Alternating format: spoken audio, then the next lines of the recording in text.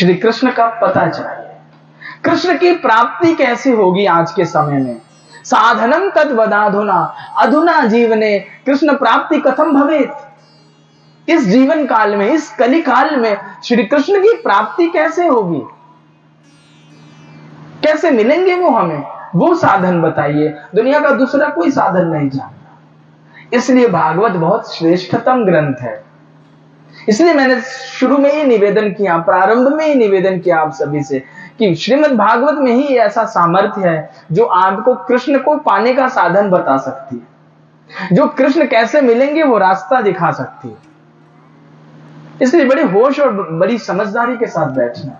तो जब गुरु अपने शिष्य को देख लेता है ना कि उसका शिष्य बड़ा परिपक्व हो चुका है, तो गुरु फिर अपने आप खोल देता है रास्ता।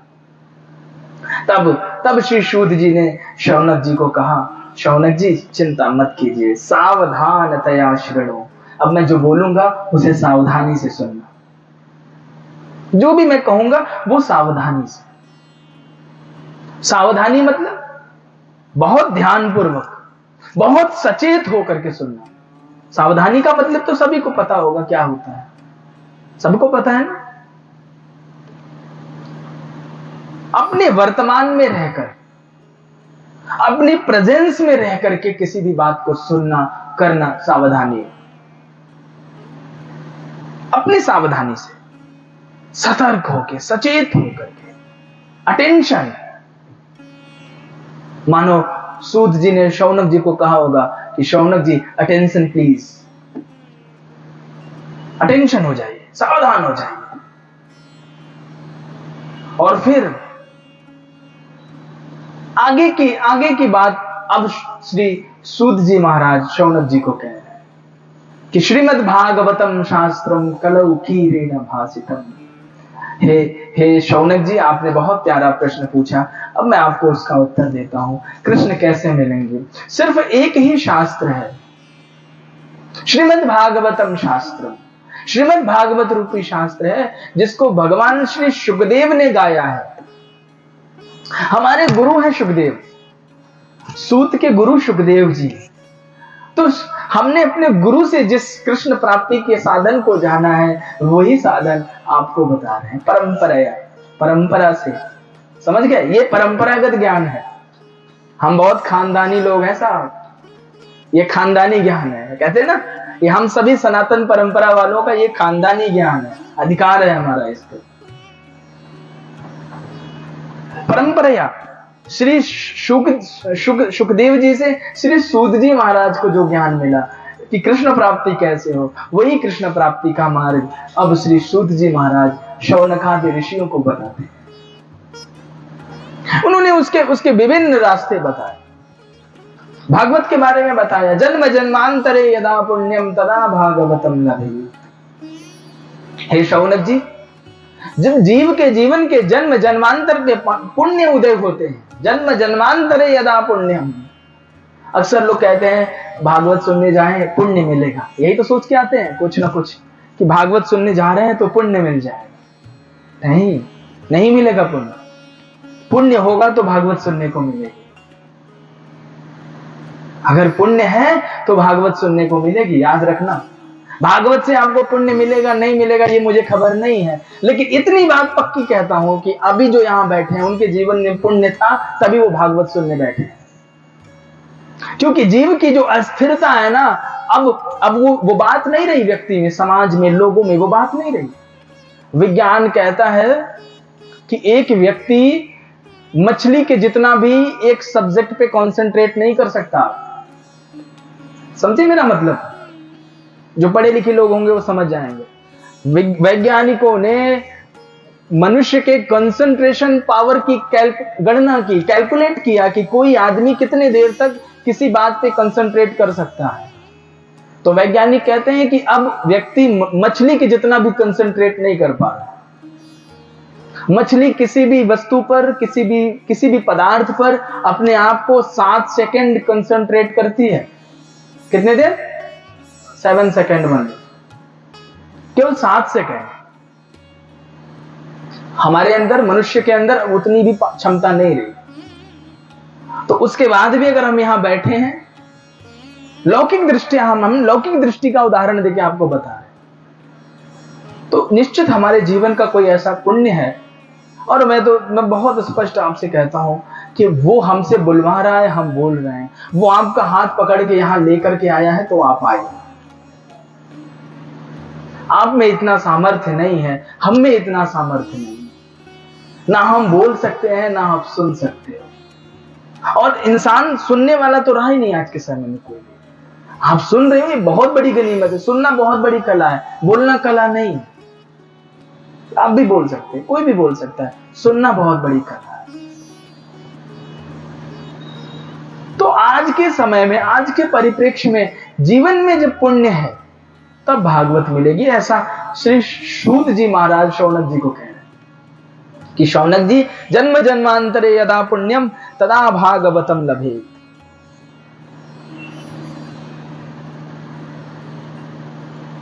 कहते हैं कि भागवत कथा क्या है।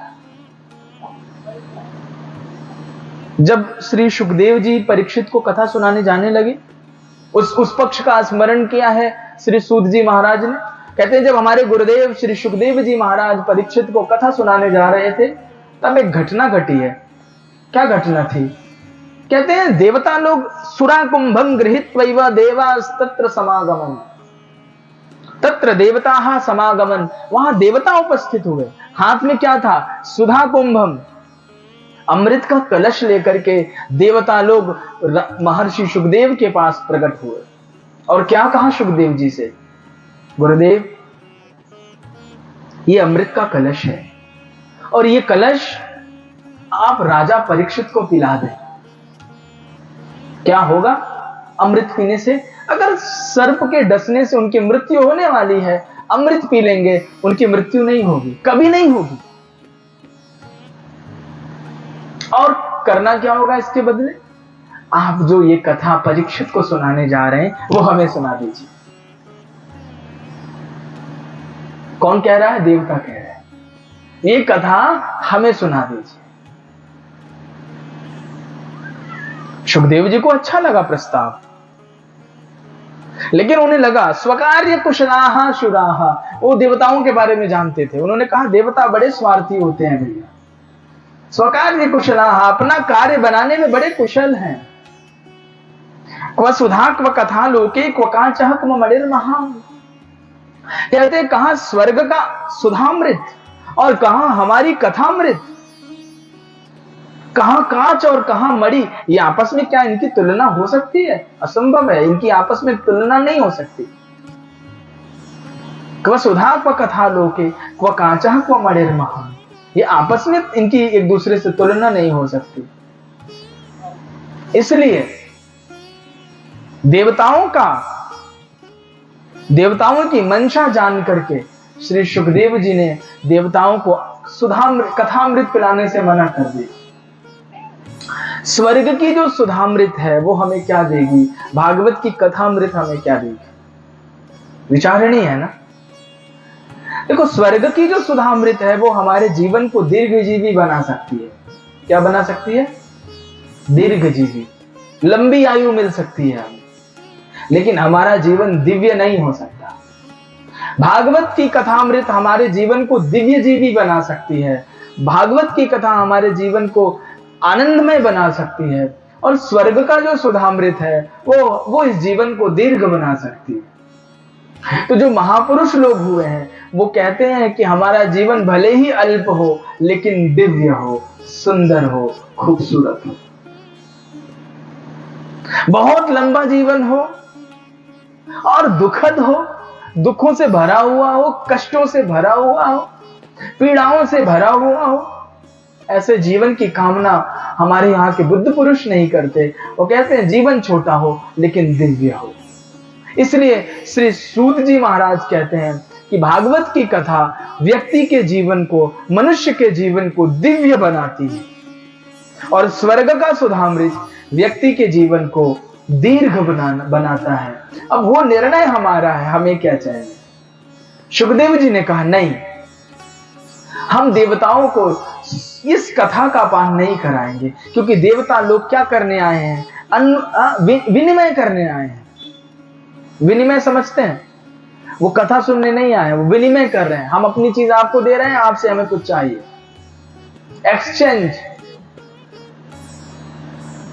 वो कह रहे हैं हमें ये देकर के ये चाहिए। कहते हैं एक हाथ से लो, एक हाथ से दो, एक तरफ से अमृत ले लो, दूसरी तरफ से कथा अमृत हमें खिला दो, हिसाब बराबर। सुखदेव जी ने कहा नहीं, ये इसके योग्य नहीं है, क्योंकि इस कथा की तुलना नहीं हो सकती। सुखदेव जी ने मना कर दिया। श्री सूत जी कहते हैं श्रीमद् भागवती वार्ता सुराणाम अपि दुर्लभा, स्पष्ट लिखा है, पढ़ लेना। कहते हैं श्रीमद् भागवती वार्ता सुराणाम अपि दुर्लभा, ये जो श्रीमद् भागवत की वार्ता है, श्रीमद् भागवत की कथा है, ये देवताओं को भी दुर्लभ हो गई, देवताओं को भी नहीं प्राप्त है। हम इतने सौभाग्यशाली लोग हैं कि हम उस कथा को कहने और सुनने बैठे। आज हमारा सौभाग्य, क्योंकि स्वर्गे सत्ये च कैलाशे वैकुंठे नास्त्ययं रसः, ऐसा भागवतकार कह रहे हैं।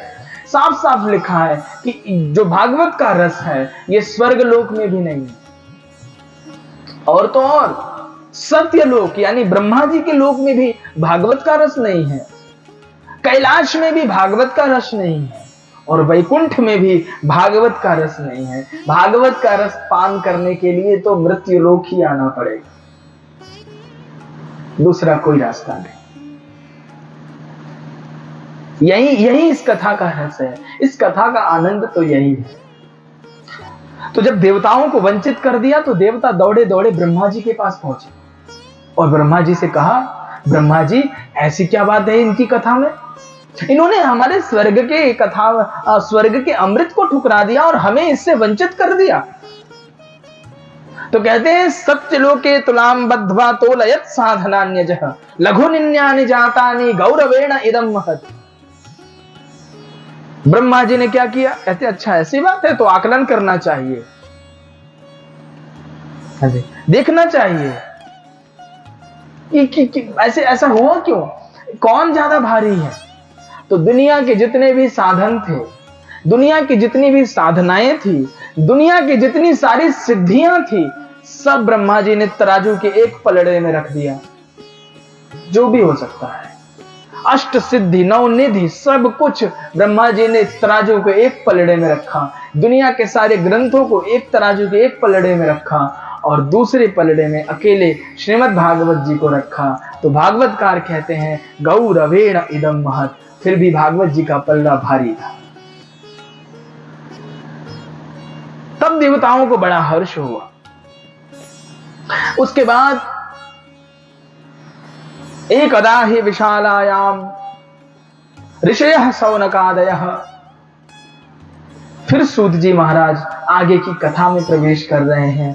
आगे श्री सूत जी महाराज कहते हैं कि शौनक जी अब हम आपको बतलाते हैं ये जो श्रीमद् भागवत की कथा है इसका प्रारंभ और इसका महात्म्य क्या है।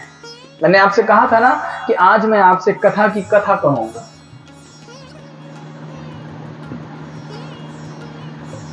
इसका महात्म्य क्या है। नहीं तत्र महात्म ज्ञान विस्मृत्यपवादः, महात्म्य ज्ञान को छोड़ करके हम आगे कथा में नहीं जा सकते, तो महात्म्य को जानना आवश्यक है। इसका प्रादुर्भाव, इसके आने का कारण क्या था। तब सूत जी कहते हैं एकदा ही विशालायाम, विशालायाम मतलब बद्रीनाथ धाम को कहते हैं, विशालापुरी नाम बद्रीनाथ धाम। एक बार बद्रिकाश्रम में घूमते हुए चारों भाइयों को ददृशस्तत्र नारदम, एक बार क्या हुआ कि चारों भाई सनकादि ऋषि सनत, सनंदन, सनातन और सनत कुमार, ये जो चारों भाई हैं ये अक्सर सत्संग करने के लिए हिमालय की किसी न किसी कंदरा में आते थे और आते हैं। तो कहते हैं कि वहां पर उन्होंने क्या देखा, सत्संगार्थम समायातः ददृशस्तत्र नारदम, सत्संग करने आए थे लेकिन वहां उन्होंने नारद जी को देखा। तो नारद जी को देखने के बाद नारद जी से पूछते हैं, कहा कि नारद जी क्या बात है, आप आज बड़े चिंतातुर दिखाई पड़ रहे हैं। ओहो चिंतातुरा कथम, आप इतने चिंतित क्यों हो। आज तो ऐसा लग रहा है जैसे किसी बैरागी को नहीं, हम किसी गृहस्थी को देख रहे हैं। ऐसा लग रहा है जैसे किसी गृहस्थी का बड़ा मोटा तगड़ा धन लूट गया हो। देखो गृहस्थी जो धन से बहुत प्रेम करता हो, उसको देखो, जब उसका धन लूटने की बात छोड़ो, जब तुम्हारा शेयर नीचे गिर जाता है तो अपना चेहरा देखा करो शीशे में जाके। तो कहते हैं कि ऐसा लग रहा है आपको देख के कि जैसे किसी बड़े धन लोभी व्यक्ति का धन लुट जाए और वो बड़ा दुखी हो जाए। आपका चेहरा आज वैसा ही लग रहा है। लेकिन नारद जी, आपका धन तो संसार का वैभव नहीं है, फिर आप दुखी क्यों हैं? अब विचारणीय ये है कि नारद जी का धन क्या है, ऋषियों का धन क्या है। ऋषियों का एकमात्र धन है, वो है नाम जप, उसका सुमिरन, उसका स्मरण। संतों के जीवन में, साधुओं के जीवन में, ऋषियों के जीवन में एक ही धन है और वो है नाम जप। कोई भी नाम धन मतलब, नाम जप का मतलब क्या होता है? मैंने आपसे इस बार बताया कि इस बार की भागवत बहुत विलक्षण है। जितना हो सकेगा हम आपसे भागवत के परम रहस्यों पर बात करेंगे। नाम जप क्या है, नाम जप क्या होता है, पता है किसी को? सुमिरनी पर अंगुलियां फेरना, माले पर अपनी अंगुलियों को फेरना, हाँ होता है, वो भी जप है। लेकिन नाम जप क्या है? नाम क्या है? नाम जप क्या है? नाम जप का अर्थ है अपनी स्व की स्मृति को प्राप्त करके जो जप शुरू हो जाए, हमें अपनी आइडेंटिटी पता हो। जैसे कहते हैं ना, आपका नाम क्या है? लौकिक भाषा में भी तो पूछते हैं ना, आपका नाम क्या है? यानी हम आपसे पूछ रहे हैं कि आपका परिचय क्या है। ठीक है, ठीक बात समझ में आ रही सबको? हम आपसे पूछ रहे हैं आपका परिचय क्या है। तो नाम जप मतलब अपने असली आइडेंटिटी के साथ जीना, यही नाम जप है। तुम्हारा परिचय क्या है? तुम्हारा नाम क्या है? तुम कौन हो? तो जो भक्त होता है उसका एक ही नाम जप है। वो तो सिर्फ इतना कहता है कि हम तो केवल उसके दास हैं। यही हमारा नाम जप। नाम जप यानी अपने ईश्वर के नाम को जपना। और ईश्वर का नाम वही जप सकता है जिसने ईश्वर की शरणागति को स्वीकार कर लिया। दिखावे के लिए नहीं, हाथ में माला हो और मन में, चित्त में, वृत्तियों में अलग अलग कामनाएं फूट रही हो, उसकी बात नहीं कर रहा मैं। नाम जप का अर्थ यह है कि तुम्हारे सांस प्रश्वास, तुम्हारी हर एक श्वास की गति पर उसकी खनक सुनाई पड़े, उसका सुमिरन होने लगे। नाम जप का अर्थ है कि हर श्वास के साथ प्रभु का सुमिरन हो, यही नाम जप है। और यही सबसे बड़ा धन है, जीवन का सबसे बड़ा धन है। जब तुम्हारे हर श्वास के साथ प्रभु का नाम जुड़ जाए, तुम्हारे नाम से तुम प्रभु के नाम से जुड़ जाओ, यही नाम जप है। भागवत का रास्ता क्या है? भागवत की कथा हमारी क्या सहायता करेगी? भागवत की कथा सिर्फ इतनी ही सहायता करेगी कि हमारे जीवन में ठाकुर जी का नाम संकीर्तन शुरू करवा देगी। हमारे जीवन में माधव का नाम संकीर्तन शुरू हो जाएगा, यही जप है। बार बार उसकी स्मृति करना, बार बार उसको याद करना, बार बार उसको सुमिरन करना। तीन स्टेज हमने बनाए हैं साधना के, नाम जप के। शुरू में हमें कोशिश करनी पड़ेगी, श्रम करना पड़ेगा, वो कोई श्रेणी नहीं है वो। लेकिन जब आपके जीवन में एक सहज जागरूकता आएगी,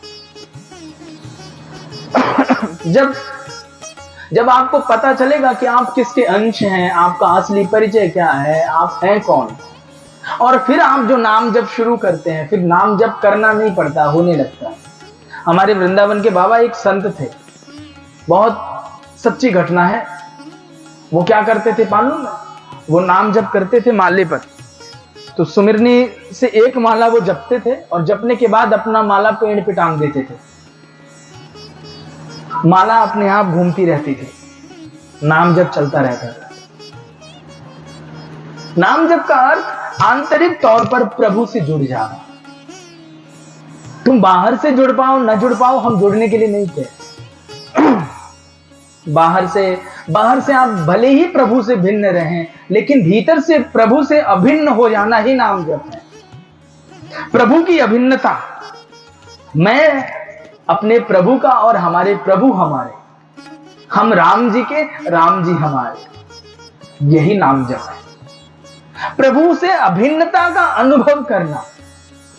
अभी हमें लगता है भगवान हमसे दूर है, अभी लगता है हमको भगवान पाना है। जब ये लगने लगे जीवन में कि भगवान हमसे दूर नहीं है, मैं तो भगवान में ही हूं, मैं तो भगवान के पास ही हूं, वो नाम जप है। और संत के जीवन में नाम जप का ही धन होता है। आगे समय लगेगा कभी तो फिर चर्चा करेंगे नाम जप के ऊपर, क्योंकि भागवत में नाम जप की बड़ी महिमा है। और नाम जप को अलग अलग तरीके से अलग अलग लोगों ने अलग अलग बात कह के समझाया है, लेकिन गुरु की कृपा से जो नाम जप हमें समझ आया वो तो यही है प्यारे, कि तुम्हारी प्रभु से अभिन्नता हो जाए। भिन्नता नहीं, अभिन्नता। अभिन्नता का अर्थ समझते हैं ना आप सब, क्या होता है? हाँ, समानता नहीं, एकता, एकत्व। समानता तो अलग बात है, एकत्व हो। अब जैसे ये बिजली जल रही है, ये बल्ब जल रहा है, ये बल्ब जल रहा, दिख तो दोनों अलग अलग रहे हैं, लेकिन क्या कोई व्यक्ति यहाँ आकर के हमें ये बता सकता है कि इससे निकलने वाली रोशनी और इससे निकलने वाली रोशनी कौन सी है? दोनों को क्या अलग करके बता सकता है कोई? रोशनी एक हो गई, बल्ब अलग अलग दिख रहे हैं, लेकिन निकलने वाली रोशनी, अब यहाँ क्या दुनिया की कोई मशीन इसे बता सकती है कि कौन से बल्ब से निकलने वाली रोशनी कौन सी है? तो इतनी अभिन्नता हो, अपने प्रभु से अभिन्नता हो जाए। अभी आपको देखना है कि आपके प्रभु से अभिन्नता कैसे होगी। ये हर किसी का इंडिविजुअल मसला है। अब ये तो अब किसी से कोई अभिन्न होता है तो वो कैसे होता है? अब वो उसको रिझा के हो, मना के हो, समझा के हो, पुकार के हो, चाहे कैसे, अभिन्नता होना। गोपियां क्या थी श्री कृष्ण के प्रति? अभिन्न थी। गोपियां कहती थी श्री कृष्ण से, भगवान से, कि माधव हम आपके अभिन्न हैं। भगवान गोपियों को कहते थे कि तुम हमसे अभिन्न हो, गोपी हम तुमसे अलग नहीं हैं। तो गोपी का वो नाम जप है। जब भगवान की अभिन्नता हमें प्राप्त हो जाए, वही नाम जप है। उससे नीचे तो सब बहाने। और ये बहुत आंतरिक मसला है, बहुत भीतरी बात है। ये सबको दिखाई नहीं जा सकती, ये सबको दिखाई भी नहीं पड़ेगा। इनमें बैठा हुआ कौन ऐसा व्यक्ति होगा जो उससे जुड़ा हो सकता है यहाँ बैठे हुए बहुत सारे ऐसे लोग भी हों जो आंतरिक तौर पर उसका जप कर रहे हैं, हमारी आंतरिक स्थिति में उसका सुमिरन चल रहा हो। तो नारद जी को श्री शनकादि ऋषि उदाहरण देते हुए कहते हैं कि हमारा जो धन है वो तो नाम धन है और कोई दूसरा धन नहीं। प्रभु की अभिन्नता ही हमारा धन है, प्रभु ही हमारे धन है। ये समझ लो कि भगवान भक्त के धन है। भक्त के पास कोई धन नहीं होता, सिर्फ एक ही धन होता है, वो होता है उसका भगवान, दूसरा कोई धन नहीं। वो भक्त के पास जब भी जाओगे वो तुम्हें कुछ नहीं दे सकता सिवाय भगवान के। गुरु के पास जब भी जाओगे वो तुम्हें कुछ नहीं दे सकता सिवाय भगवान के। अब आपकी मर्जी है, अगर आप गुरु से, भगवान वो तो कल्पवृक्ष है, उससे कुछ भी मांगोगे मिलेगा। अब आप उससे कुछ भी मांगोगे, संसार की वस्तु मांगोगे तो संसार की वस्तु मिलेगी, और भगवान से अभिन्नता मांगोगे तो अभिन्नता मिलेगी। एकता, उससे प्रेम, उससे जुड़ाव, उससे अलग अनुभव न करना, यही है नाम जप और यही साधु का धन है।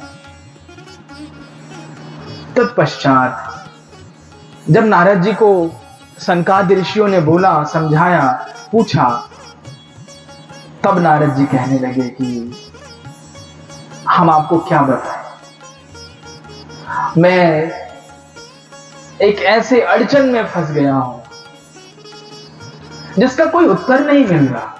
क्या बात हो? तब नारद जी ने कहा, कि मैं सत्संग करने के लिए पृथ्वी लोक पर गया। कहां गए? पृथ्वी।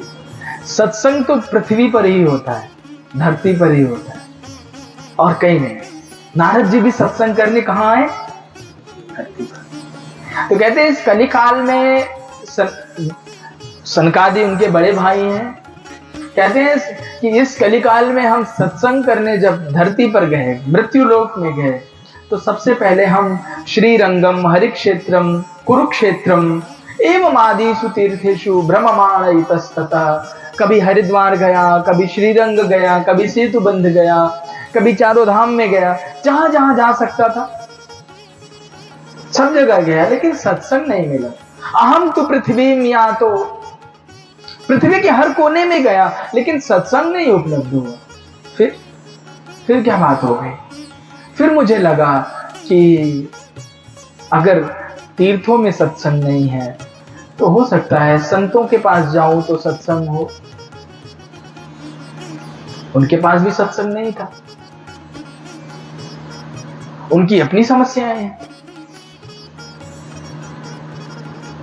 उनकी अपनी लोकलाज है, उनकी अपनी बात है, उनकी अपनी घटनाएं हैं। उनके जीवन में भी सत्संग नहीं था। संतों पे टीका टिप्पणी ठीक नहीं है तो मैं ज्यादा नहीं कहूंगा, लेकिन उनका इशारा यही था कि उनके जीवन में सत्संग नहीं था, इसलिए मैं आगे बढ़ गया। फिर मुझे लगा कि चलो इनके पास भी नहीं है तो गृहस्थों के पास सत्संग होगा। फिर मैं गृहस्थों के पास गया, लेकिन वहां भी सत्संग नहीं है। वहां अलग तरीके की लड़ाई चली हो रही है, वहां अलग तरीके की अशांति है। प्रायः सभी मनुष्य आसुरी प्रवृत्ति के हो चुके हैं। और इस प्रकार मैं विचरण करता हुआ मुझे लगा कि अब सत्संग लगता है कहीं होगा नहीं, तो क्यों ना वृंदावन चला जाए, और वृंदावन में जाकर के जहां हमारे श्री राधा मुकुंद के चरण पड़े हैं, निश्चित वहां सत्संग उपलब्ध होगा।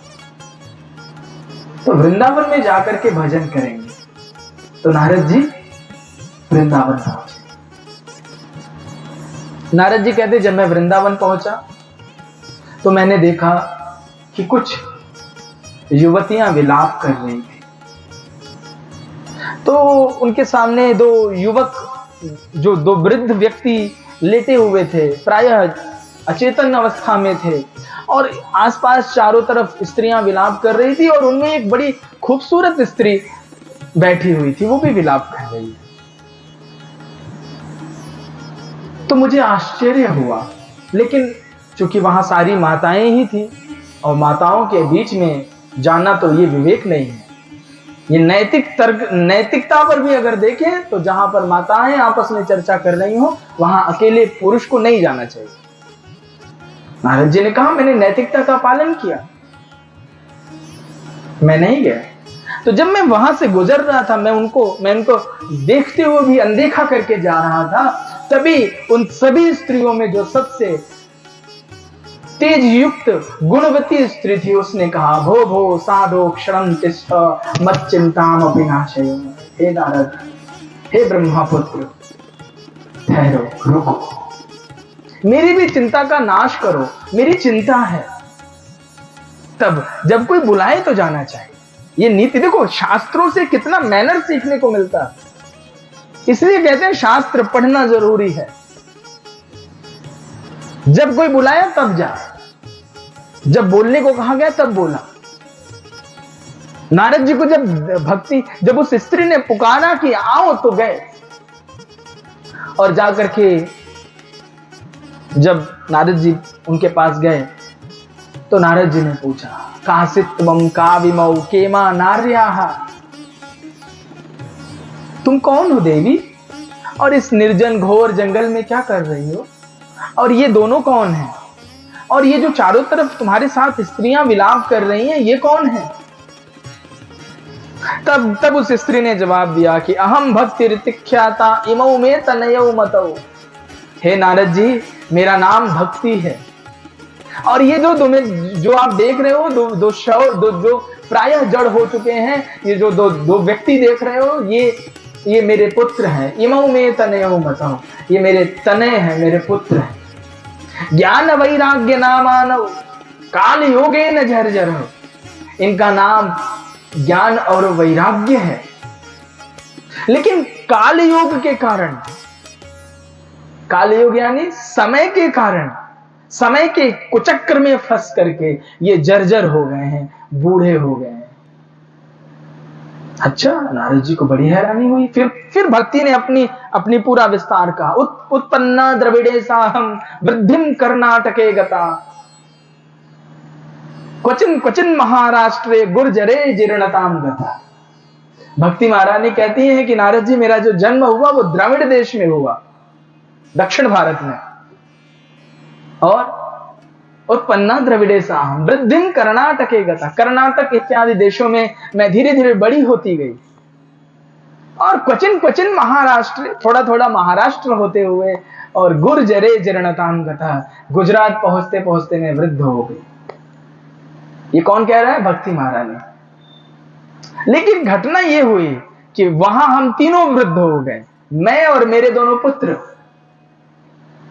लेकिन वृंदावनम पुनः प्राप्य नवीनैव स्वरूपिणी, जैसे ही मैं वृंदावन में प्रवेश करती हूं, मैं तो सुयवती हो गई, युवान हो गई। भक्ति जैसे ही वृंदावन में प्रवेश करती है, जवान हो गई। हमारे यहाँ की, हमारे व्रज के साधु संत कहते हैं कि भैया वृंदावन आओगे तो तुम्हारे भीतर की जो भक्ति है वो जवान हो जाएगी, बिना कुछ किए, बिना श्रम के, बिना किसी मेहनत किए आपकी भक्ति जागृत हो जाएगी। तो भक्ति कहती है, मैं जैसे ही वृंदावन में प्रवेश मैंने किया, मैं युवान हो गई। लेकिन ये दोनों मेरे पुत्र अभी भी अचेत हैं, होश में नहीं है और वृद्ध हो चुके हैं। अब आप ही बताओ, किसी की माता बहुत युवान हो और उसके पुत्र वृद्ध हो गए हो, कैसा लगेगा? बड़ा अटपटा सा है। नारद जी, ये तो अच्छा नहीं है। कोई उपाय बताओ जिससे हमारे पुत्र जग सके, कोई उपाय बताओ जिससे ये होश में आ जाए, अन्यथा मैं ये सब स्थान छोड़ करके विदेशम गम्यते मया, मैं किसी अन्य स्थान पर चले जाऊंगी।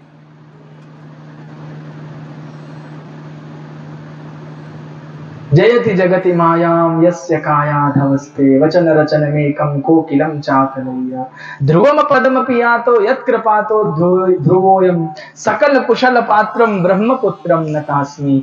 भक्ति महारानी कहती हैं, हे ब्रह्मा जी के मानस पुत्र, हे नारद जी, आपकी कृपा हो जाए तो। अब देखो, नारद जैसा गुरु, अब कितना अद्भुत गुरु है नारद। नारद को हम लोगों ने क्या एक टोंटबाजी का शब्द बना लिया, लेकिन नारद जैसा गुरु न भूतो न भविष्यति महाराज, ना हुआ न कभी होगा।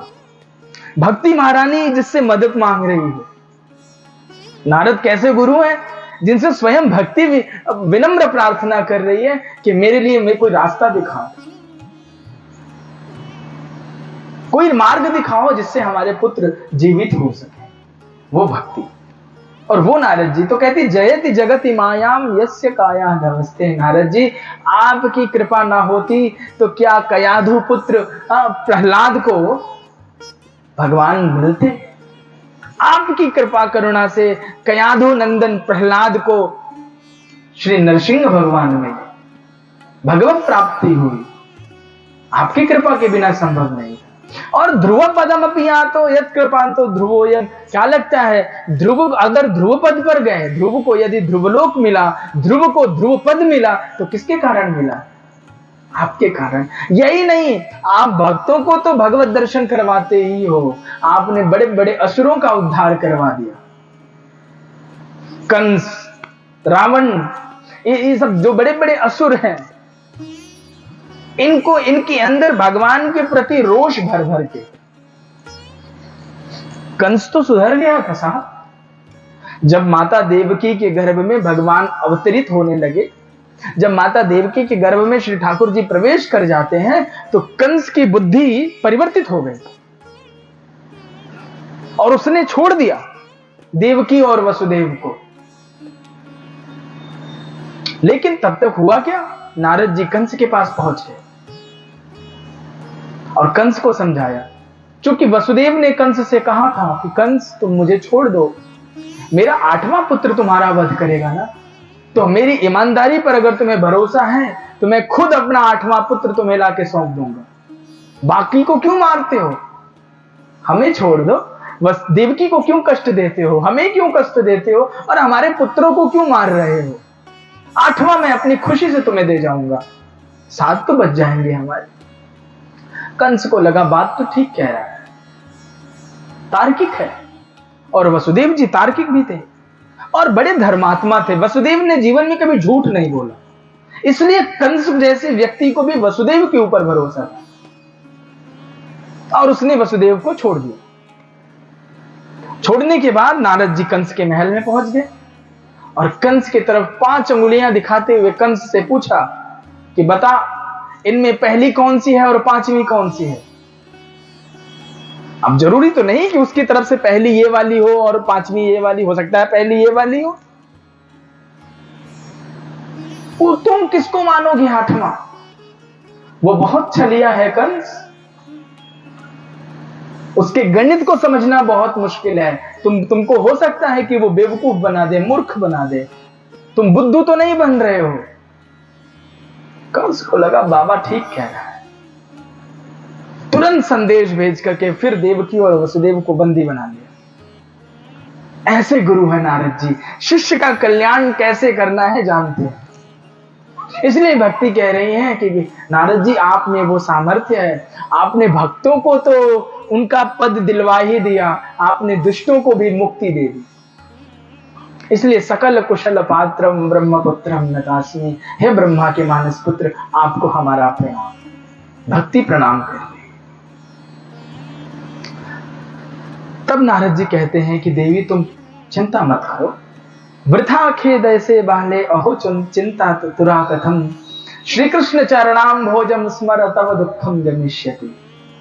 नारद जी कहते हैं देवी तुम चिंता मत करो, तुम व्यर्थ में खेद कर रही हो, व्यर्थ में तुम दुखी हो रही हो, तुम्हें दुखी होने जैसा कुछ नहीं है। क्यों? श्री कृष्ण चरणाम भोजम स्मर तव दुखम गमिष्यति। तो श्री कृष्ण के चरणों का स्मरण कर और तेरा दुख विदा हो जाएगा। जब भी व्यक्ति अपने कष्ट में हो, जब भी दुख में हो, उसे श्री कृष्ण के चरणों का स्मरण करना चाहिए, नारद जी कह रहे हैं। कितना अद्भुत उपाय नारद जी बता रहे हैं। जीव के जीवन में जब भी कष्ट हो तो ठाकुर जी के चरणों का ध्यान करना चाहिए।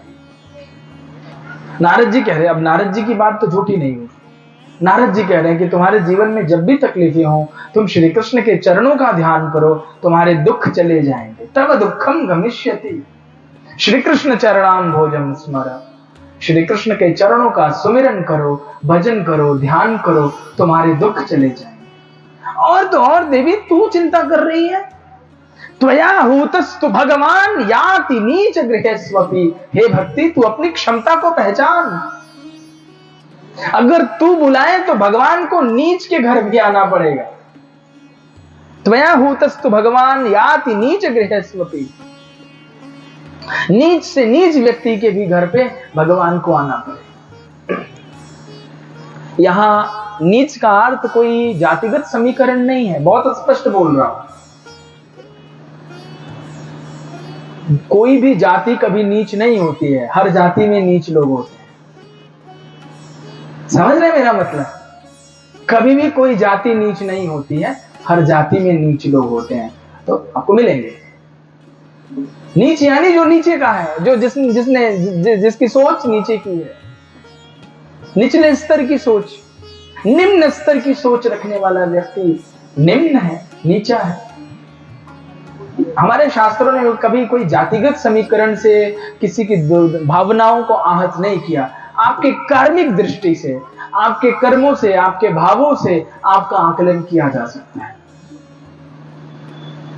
तो नीच यानी त्वया भूतस्तु कहना बहुत जरूरी था। आदमी सोचे कोई जाति की बात कर रहे हैं आचार्य जी, नहीं, कोई जाति की बात नहीं।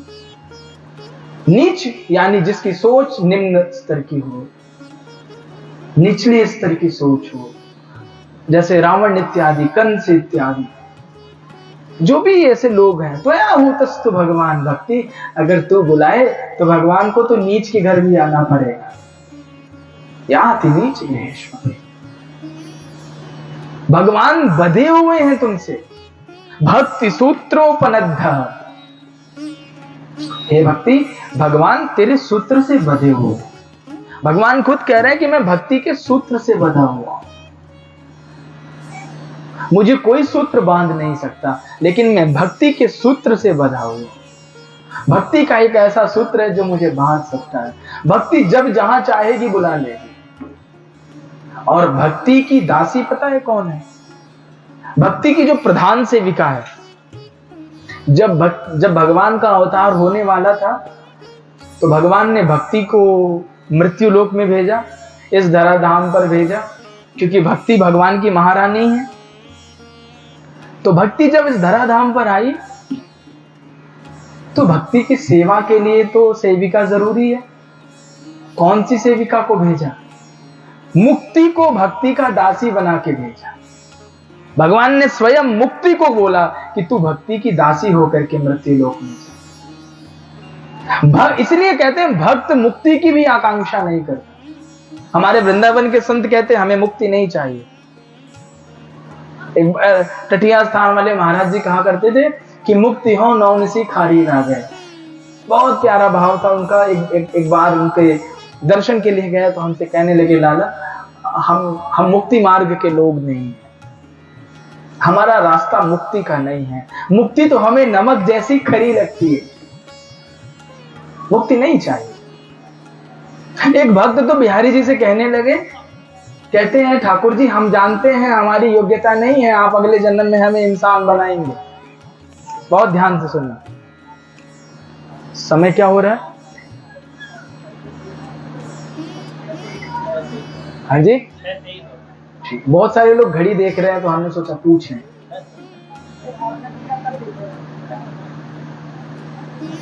तो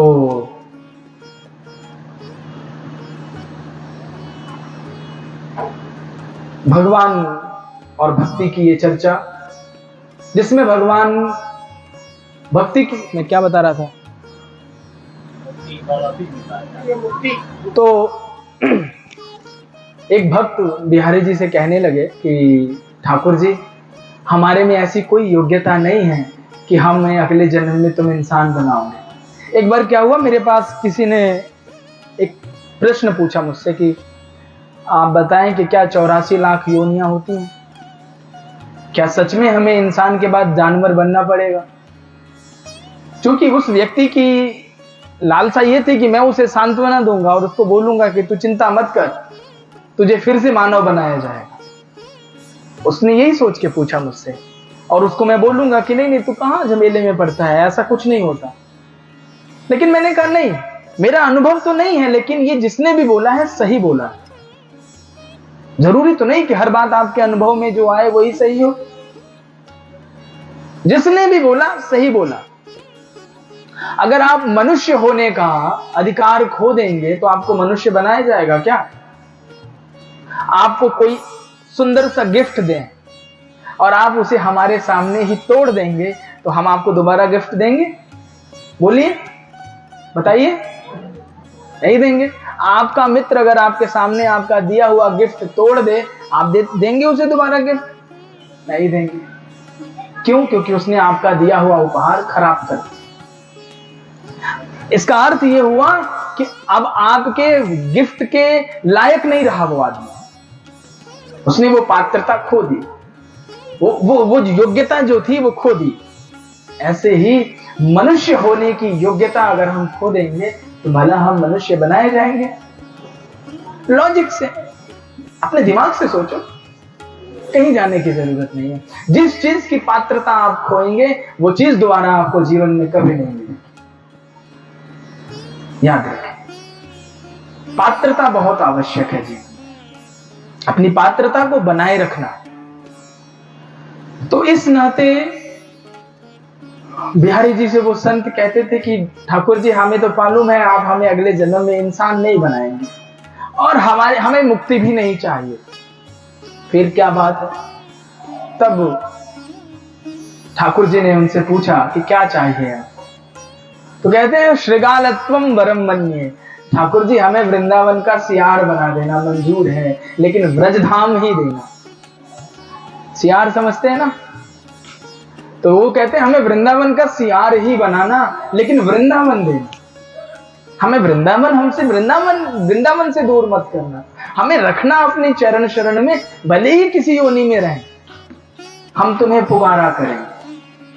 तो भगवान नारद जी कहते हैं देवी तुम्हारे में इतनी क्षमता है, तुम्हारे में इतनी योग्यता है कि भगवान तुमसे बंधे हुए हैं, फिर भी तुम चिंता कर रही हो। तुम्हें चिंता नहीं करना चाहिए। वेद वेदांत घोषैश्च, अब नारद जी ने ज्ञान और वैराग्य को जगाना शुरू किया। वेद वेदांत घोषैश्च गीता पाठैर्मुहुर्मुहुः, वेद वेदांत का उद्घोष, गीता का पाठ बहुत किया। वो उठे तो सही, लेकिन जम्हाई लेके फिर सो जाए। उनके दोनों बच्चे उठे और फिर जम्हाई लेके सो जाए, उठे नहीं। फिर नारद जी को बड़ी चिंता हुई, लेकिन नारद जी ने आशा नहीं छोड़ी, पुरुषार्थ किया। याद रखिएगा, हमारे जीवन में और नारद जी के जीवन में क्या अंतर है। हमारे जीवन में हम अगर पुरुषार्थ करते हैं और पुरुषार्थ के अनुरूप हमें फल नहीं मिलता है तो हम दुखी हो जाते हैं, हम डिप्रेशन में चले जाते हैं, हम तनाव में चले जाते हैं, हम मनोविकार में चले जाते हैं। नारद जी पुरुषार्थ कर रहे हैं, वो घटना नहीं घटी। नारद जी जैसा व्यक्ति भी पुरुषार्थ करने के बाद उसके जैसा उनको परिणाम चाहिए था नहीं मिला। वो चाहते थे कि भक्ति महारानी के दोनों पुत्र जागृत हो जाएं, लेकिन उनके पुरुषार्थ से वैसा हुआ नहीं। तब नारद जी ने उसका उपाय खोजना शुरू किया। आकाशवाणी हुई, आकाशवाणी में कुछ ऐसी बातें उतरी। आकाशवाणी मतलब उस अज्ञात की वाणी स्वयं नारद जी के अंदर प्रविष्ट हुई, और नारद जी को वो अज्ञात प्रेरणा से जो साधन बताया, नारद जी उस साधन के पीछे चल पड़े और बड़े बड़े विद्वानों के पास जाकर के उसके बारे में विमर्श करने लगे। अब नारद जी जैसे विद्वान से किसी को चर्चा करनी पड़े तो आधे विद्वान तो भाग गए और आधे जो थे वो मौन हो गए। जब नारद जी उनके पास अपनी समस्या लेकर के गए, अब विचार करो, साधु के पास सभी अपनी समस्या लेके जाते हैं, लेकिन जब साधु समस्या में पड़े तो कहां जाएगा, उसकी समस्या का समाधान कहां हो। अब नारद जी अपनी समस्या, अभी तक नारद जी के पास सभी अपनी समस्या लेकर आते थे, अब नारद जी की अपनी समस्या है, अब उसे कहां लेकर के जाए। तो वो बड़े बड़े विद्वानों के पास, जो बड़े बड़े विद्वान थे उनके पास गए, तो कुछ तो पलायन कर गए और कुछ जो थे वो मौन हो गए। कोई उत्तर नहीं था। कैसे कल्याण हो, कैसे जागृत करें हम। ये प्रश्न ज्ञान वैराग्य को जागृत करने का नहीं है, ये हम सबके जीवन का प्रश्न है।